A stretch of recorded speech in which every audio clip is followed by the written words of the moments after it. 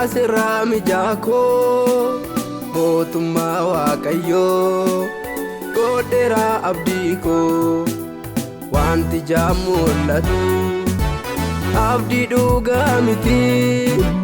Kiristoos abbaa koo ati wabii kooti barri yoo ammaatee ati wabii kooti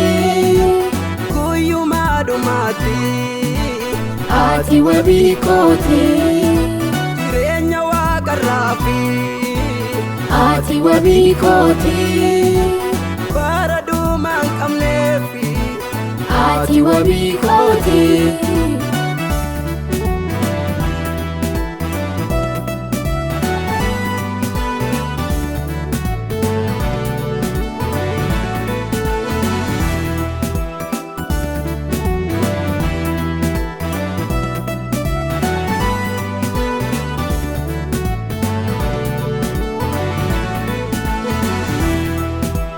Waanjoo seexanichaa deebi'ee hin baadhu booba Yesuus jalaa jiradhoon boqodhu waanjoo seexanichaa deebi'ee hin baadhu booba Yesuus jalaa jiradhoon boqodhu birmadummaa dhisee lakkaniin garboomu Gooftaa gosi malee kan biraa hin firoomu birmadummaa dhisee lakkaniin garboomu Gooftaa gosi malee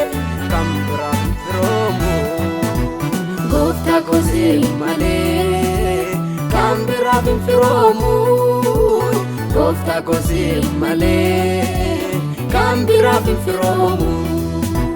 Gooftaa gosi malee kan biraa hin firoomu Gooftaa gosi malee kan biraa hin firoomu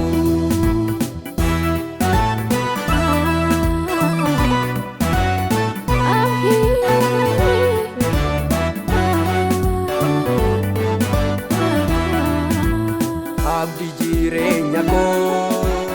isa gara fuulduraa Gooftaa Yesuus koo sitti kennadheera abdii jireenya koo isa gara fuulduraa Gooftaa Yesuus koo sitti kennadheera badhaadhummaa waaqarraa ati na badhaasi ayyaana kee Gooftaa koo narra dhangalaasi badhaadhummaa waaqarraa ati na badhaasi ayyaana kee Gooftaa koo narra dhangalaasi dhibaata kee Gooftaa koo narra dhangalaasi ayyaana kee Gooftaa koo narra dhangalaasi dhibaata kee Gooftaa koo narra dhangalaasi ayyaana kee Gooftaa koo narra dhangalaasi.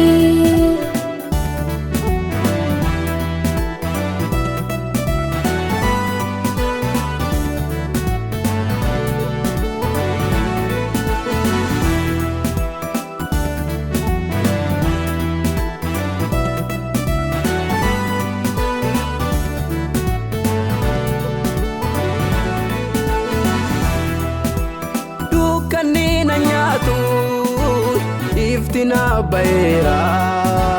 Gooftaa koo si waajee jireenyatti darbeera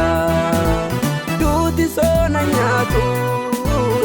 iftina baera Gooftaa koo si waajee jireenyatti darbeera boqonnaa bara bara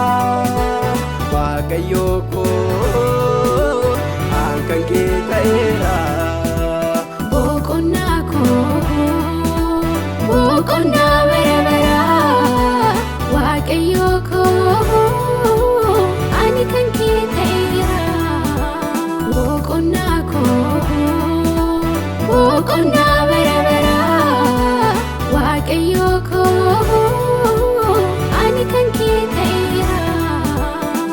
waaqayyo koo an kan kee ta'eera waaqayyo koo an kan kee ta'eera waaqayyo koo an kan kee ta'eera waaqayyo koo an kan kee ta'eera